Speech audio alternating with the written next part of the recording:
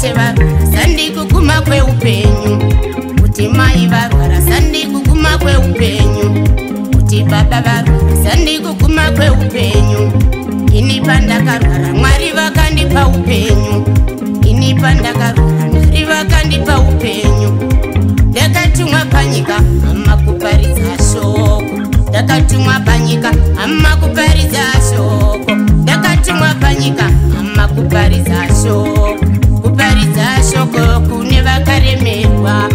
Ndakatumwa panyika ama kuparidza shoko, ndakatumwa panyika ama kuparidza shoko, ndakatumwa panyika ama kuparidza shoko, kuparidza shoko kune vakaremerwa.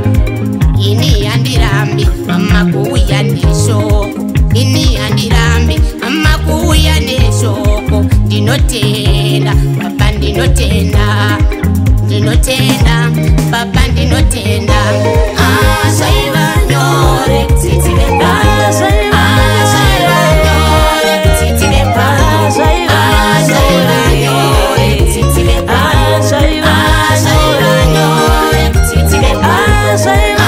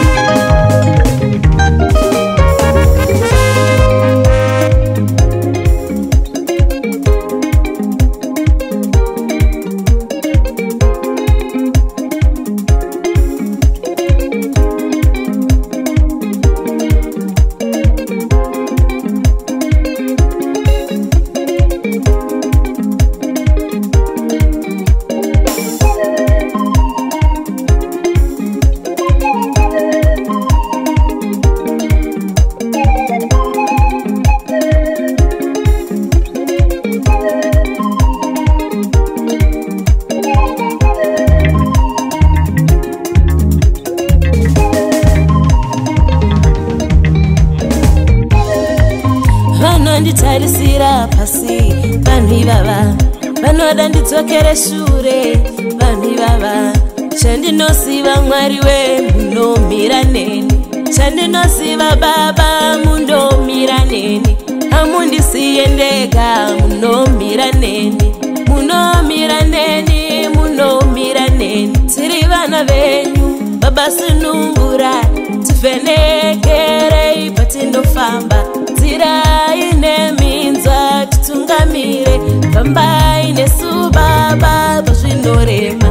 Ndichamira nemi Mwari, ndichamira nemi, ndichamira nemi Mwari, ndichamira nemi, ndichamira nemi Mwari, ndichamira nemi, ndichamira nemi, ndichamira nemi.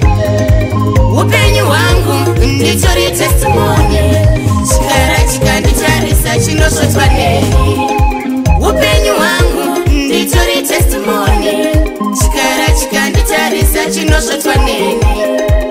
Upenyu hwangu nditori testimony, chikara chikanditarisa chinosvotwa neni.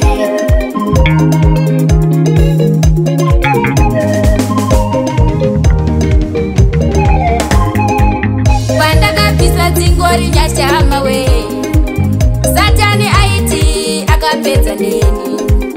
Pandakabvisa dzingori nyashama we, Satani aiti akapedza neni.